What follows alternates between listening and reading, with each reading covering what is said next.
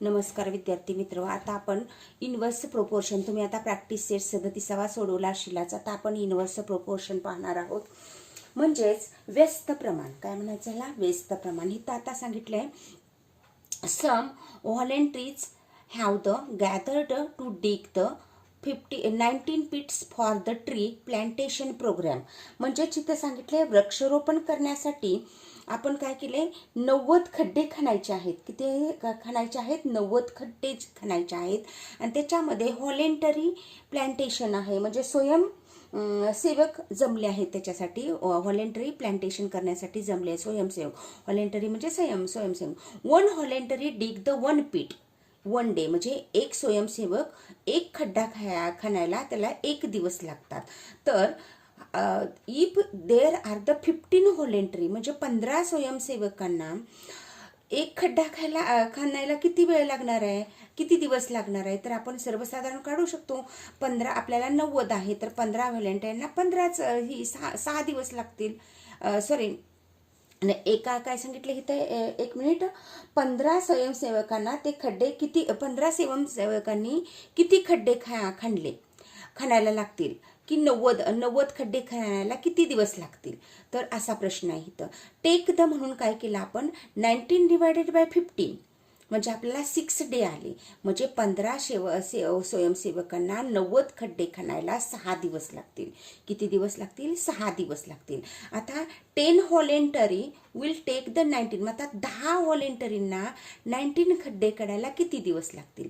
तर इथं 9, म्हणजे 10 9 90, म्हणजे इथं 9 दिवस. म्हणजे 15 स्वयंसेवकांनी 6 दिवस लागतात, तर 10 स्वयंसेवकांनी 9 दिवस लागतात. They are the number of the pit, number of the volunteer is a direct proportion. म्हणजे हे जे आहे हे काय आहे, लागणारे दिवस हे समप्रमाण आहेत का? तर ह्याच्यामध्ये समप्रमाण आहे का व्यस्त प्रमाण आहे ते आपण पाहायचं आहे. तर if the number of the voluntary decreases more day is required. मग तुम्ही जर इथं कमी स्वयंसेवकांची संख्या कमी केली तर त्यांचे त्यांना दिवस कसे लागणारे दिवस वाढतात. इथं स्वयंसेवकांची संख्या डिक्रीज केली तर दिवस कसं होणार, more are required. If the number of the voluntary increases. मग इथं जर तुम्ही व्हॉलेंटरी म्हणजे तुमचे स्वयंसेवक वाढवलं असा तर इथं तुम्हाला दिवस काय होणार, फ्यू दिवस राहणार, थोडे दिवस राहणार, आज रिक्वायर्ड टू द जॉब. म्हणजे how here the product of the number of the day and the number of the voluntary remains the constant. म्हणजेच याचाच काय अर्थ येतो की स्वयंसेवक यांचा गुणोत्तर स्थिर आहे. या संख्येचं ह्या संख्येलाच आपण काय म्हटलं जातं, व्यस्त प्रमाण असं म्हटलं जातं. काय म्हटलं जातं, इनवर्स प्रोपोर्शन. म्हणजे स्वयंसेवकाची संख्या कमी झाली की लागणारे दिवस वाढतात. या उलट स्वयंसेवकांची संख्या वाढली तर कामाचे दिवस कमी होतात आणि स्वयंसेवकाचे दिवस यांच्या संख्येचा गुणाकार स्थिर असतो. ह्या संख्येला व्यस्त प्रमाण असे म्हटलं जातं किंवा इनवर्स प्रोपोर्शन म्हटलं जातं.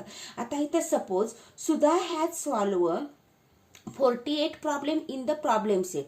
म्हणजे सुधानं काय केलेलं आहे, 48 उदाहरणं सोडवलेत. किती सोडवलेत? 48 उदाहरणं सोडवलेत तिनं. मग तिनं if the solve the 1 problem every day, प्रत्येक दिवशी ती काय करत होती, एक प्रॉब्लेम सोडवत होती, एक गणित सोडवत होती. She will the 48 days complete the set. तिला प्रॅक्टिस सेट पूर्ण करायला किती दिवस लागले? 48 दिवस लागले. But if the she solve the 8 problem every day, मग तिनं तेच गणित एक सोडवत होती ती, दिवसाला तिनं काय केलं, 8 गणित सोडवायला लागली. She will the complete the 6 day. मग हिचं किती, 6 दिवसात पूर्ण झालं का? तर if the she solve the 12 problem, नंतर तिनं काय केलं, 12 प्रॉब्लेम एका दिवसात सोडवाय घेतलं. मग तिला 4च दिवस लागलं. The number of the problem solved in the day the number of the needed are the inverse proportion. ह्यालाच काय म्हटलं जातं, इनवर्स प्रोपोर्शन म्हटलं जातं. Their product are the constant. ह्यांचा प्रोडक्ट कसा राहिला, कॉन्स्टंट राहिला. म्हणून इथं 8 × 6 ह्याचं किती उत्तर आलं, 48च आलं. आणि 12 × 4 केलं तर 48 आलं. आणि 48 × 1 केलं तर 48 आलं. म्हणजे ह्यांचा प्रोडक्ट कसा आला, सेम आला की नाही. म्हणून ह्याला आपण काय म्हटलं जातं, इनवर्स प्रोपोर्शन म्हटलं जातं. आता इथं त्यांनी आपल्याला उदाहरणं गणित पण दिलेलं आहे. इथं बघा, 15 work take the 8 hours to the build a wall. म्हणजे how many the hours will the 12 worker need the build of the same wall. मग आता इथं काय सांगितलंय उदाहरणामध्ये, एक मोठी भिंत बांधण्यासाठी 8 तास लागतात. कितीला ही एक मोठं 15 कामगारांनी एक मोठी भिंत बांधण्यासाठी 8 तास लागतात. तर 12 कामगारांना ती भिंत need build the same wall. मग ती 12 कामगारांना किती तास लागतील?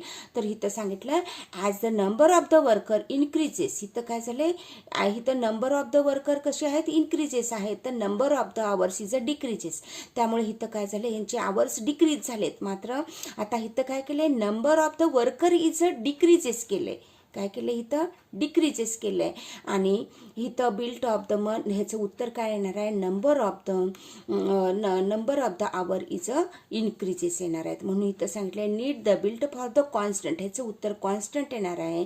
Latest the variable x to the problem. ह्याच्यामध्ये आपण काय करायचं, लिहायचं 15 वर्करला किती 8 hours लागतात, तर 12 वर्करला इज एक्स आवर. आपण हे व्हॅरिएबल वापरायचं. सपोज इथं लिहिलेच बघा, 12 वर्करसाठी एक्स, तर 15 वर्कर टेक द 8 hours आणि 12 वर्कर टेक्स एक्स आवर्स.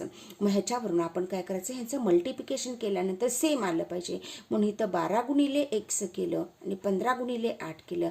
15 8 120 आलं. 12 1 12. नंतर इथं हे 12 इकडे गेलं, इथं आलं 10. म्हणजे तुम्हाला 12 वर्करांना काम करण्यासाठी किती तास लागतील, 10 तास लागतील. किती तास लागतील तुम्हाला, 10 तास लागतील. याचं कारण काय की इथं तुम्ही काय केले, तुमचे वर्कर कमी केलेत आणि इथं तास वाढलेत. इथं काय होतं, तुमचं वर्कर जास्त होते, त्यामुळं आवर्स त्याचे काय होते, कमी होतं. अशा प्रकारे हा तुमचं उदाहरण आहे. आता दुसरं इथं एक उदाहरण दिलंय. 14 page class magazine is to be written is a one student would be the required to the 18 days. To do it the how many would student required. मग इथं काय सांगितलं की वर्गामध्ये 40 पानं हस्तलिखित अंक तयार करायला, म्हणजे तुमचं मॅगझिन तयार करायला चं काम चालू आहे. एका विद्यार्थ्याने हा अंक करायला 8 दिवस लागतात. तर 4 विद्यार्थ्यांना हा अंक तयार करायला किती दिवस लागतील? तर इथं काय सांगितले, the mower student help the same task. ह्यांचं सेम टास्क आहे पण फ्यू डेज आहेत required. That is number of the student and the days the inverse proportion. मग ह्याच्यामध्ये काय सांगितलंय की एक काम जास्त विद्यार्थी करायला कमी दिवस लागतील. एकच काम जास्त विद्यार्थी करत असतील तर कमी दिवस लागतील आणि एकच विद्यार्थी करत असेल तर त्याला जास्त दिवस लागतील. म्हणून आपण काय इथं लिहायचं, स्टुडंट लिहायचं किती आहेत. पहिल्यांदा 1ला किती 18 डेज आहेत आणि 4ला किती आहे एक्स डेज आहेत. आपण एक्स हा इन्व्हर्स प्रोपोर्शन ह्यांचं मल्टिप्लिकेशन करायचं. म्हणून एक्सची किंमत किती 20 आली. म्हणजे 4 विद्यार्थ्यांना 20 दिवस लागतील आणि एका विद्यार्थ्याला 80 दिवस लागतील. अशा प्रकारे हा तुमचा इन्व्हर्स प्रोपोर्शन. इथं लिहिताना आपण लिहायचं it is a inverse proportion आहे, days of the inverse proportion. आता इथं पुढे एक एक्झाम्पल दिलेलं आहे. Student of the certain school went to the picnic at farm by the bus. Here are the sum of the experience. Say whether the quantities in each are in a direct or inverse proportion. मग ह्याच्यामध्ये तुम्हाला काय करायचं आहे की एका शाळेतील मुलं आहेत, हे काय करतात, पिकनिकला गेलेले तर बसनं गेलेले आहेत आणि हे काय आहेत, सम आहेत की व्यस्त आहेत ते लिहायचं आहे. काय करायचं आपल्याला, सम आहे की व्यस्त आहे ते आपल्याला लिहायचं आहे. तर each student paid 16 rupees for the expense. म्हणजे प्रत्येक मुलानं किती रुपये मुलाकडून घेतलेत खर्चासाठी, 60 रुपये घेतलेत. एक्सपेन्ससाठी किती घेतलेत, 60 रुपये घेतलेत. तर 45 मुलांच्यासाठी किती कलेक्ट होतील. मग इथं आपण काय करायचं, 60 गुणिले काय करायचं आपण 45 करायचं. आपल्याला 27 येते. किती येते इथं 27 येते, 2700 रुपीज येते. आणि हॅड बीन द 15 स्टुडंट, तर 15 स्टुडंटना किती येईल, म्हणजे 50 विद्यार्थी असतील तर किती येईल. मग आपण इथं काय करायचं 60 गुणिले 50 करायचं. मग ह्याच्यामध्ये कुठलं प्रोपोर्शन येते, the number of the mower collected in proportion. मग ह्याच्यामध्ये कुठला प्रोपोर्शन येतोय तर ह्याच्यामध्ये डायरेक्ट प्रोपोर्शन येतोय. ह्याच्यामध्ये काय येतोय डायरेक्ट प्रोपोर्शन. हे 45 मुलांच्यासाठी आहे आणि हे 50 मुलांच्यासाठी आहेत. मग इथं डायरेक्ट प्रोपोर्शन येतंय. तर the sweet shop near the school have the 90 ladoos for the picnic. मग आता काय केलंय एका स्वीटच्या दुकानामध्ये किती लाडू आहेत 90 स्वीट म्हणजे एका मिठाईवाल्याने सहलीसाठी किती लाडू दिलेत 90 लाडू दिलेले आहेत. त्यातले 45 if the 15 student go for the picnic each of the get the 2 लाडू. म्हणजे आता 45 मुलांना 2-2 लाडू दिलं. ते किती दिलं 2-2 लाडू दिलं. तर 30 मुलांना इथं सांगितलं if the student go to the picnic each of the gate. मग 30 मुलांना किती किती लाडू देणार तर 30 मुलांना ती आपण काय करायचं 30नं 19ला डिवायडेड करायचं. म्हणजे काय होतं इथं 3 लाडूच मिळतात आणि 45नं 19ला डिवायडेड केलं तर 2 लाडूच येतात. मग इथंच हे प्रोपोर्शन आहे. हे जे प्रोपोर्शन आहे ते इनवर्स प्रोपोर्शन आहे. कसलं प्रोपोर्शन आहे हे इनवर्स प्रोपोर्शन आहे. आता the farm is 120 kilometre away from the school. एक शेत आहे. हे शेत तुमच्या शाळेपासून कमीत कमी किती अंतरावर आहे 120 किलोमीटर अंतरावर आहे. The bus went to the farm speed 40 kilometre. मग ही 40 म्हणजे त्या ह्याचं एका तासाला 40 आहे.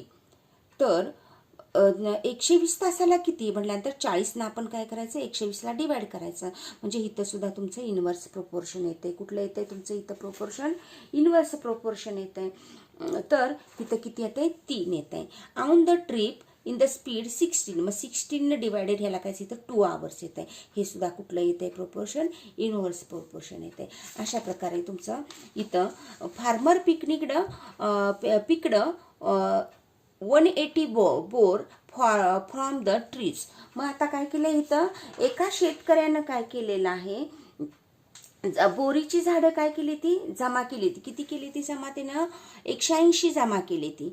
आणि ही गेव द इक्वल 24 बोरे जमा केली. शेतकऱ्याने झाडाची बोरे जमा केलीत किती 180 केली ती. आणि ही जी बोरं आहेत he gave them the equal 45